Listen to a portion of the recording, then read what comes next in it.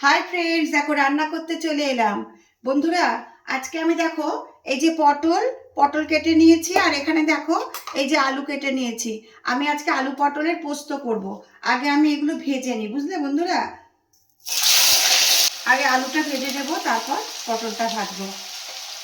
নুন দিয়ে দিলাম আর একটু হলুদ দিয়ে দেবো।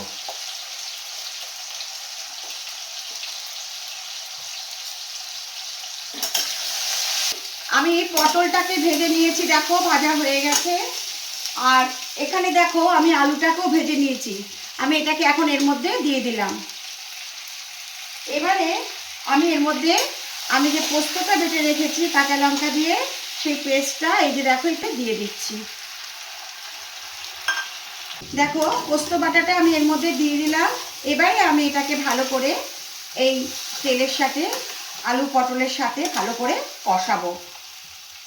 আর এর মধ্যে আমি দেব একটু, আমি কাঁচা লঙ্কা দিয়েই করছি, আর একটুখানি কালারের জন্য আমি একটু কাশ্মীরি মির্চ দিচ্ছি। আর স্বাদ মতো লবণ দিয়ে তো ভেজেইছি, আর আমি একটু মিষ্টি দেব। তোমরা কারা কারা মিষ্টি খেতে পছন্দ করো বলো? রান্নায় একটু মিষ্টি না দিলে টেস্ট আসে না, বলো। নিরামিষ রান্না তো, কি বলো বন্ধুরা? তোমাদের মতামতটা জানিও, তোমরা খাও কিনা। ঠিক আছে, আলু পটল পোস্ত আমার অলমোস্ট ডান। একদম কড়াই থেকে দেখো তেল ছেড়ে দিয়েছে। এবার আমি এটাকে সার্ভ করে দেব। কেমন হয়েছে তোমরা অবশ্যই জানাবে। দেখো বন্ধুরা, আলু পটলের পোস্ত রান্না করে আমি বাটিতে সার্ভ করে দিয়েছি। কেমন হয়েছে তোমরা অবশ্যই জানাবে। দেখো বন্ধুরা, আমি টক ডালটা ফোড়ন দিয়ে দেব। আমি এতে সর্ষে আর এখানে শুকনো লঙ্কা দিয়ে দিলাম। এবারে দেখো এই যে ডালটা আমি সেদ্ধ করে রেখেছি, এটা আমি দিয়ে দেবো।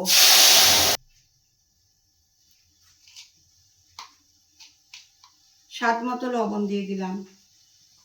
আম দিয়ে টক ডাল কারা কারা ভালোবাসো বন্ধুরা? আমার টক ডালটা ফুটে গেছে, আমার টক ডালটা হয়ে গেছে। এতে আমি একটু মিষ্টি দিয়ে দিয়েছি। তোমরা কারা কারা মিষ্টি খাও বলবে টক ডালে। ব্যাস, এটাকে আমি এবার সার্ভ করে দেব।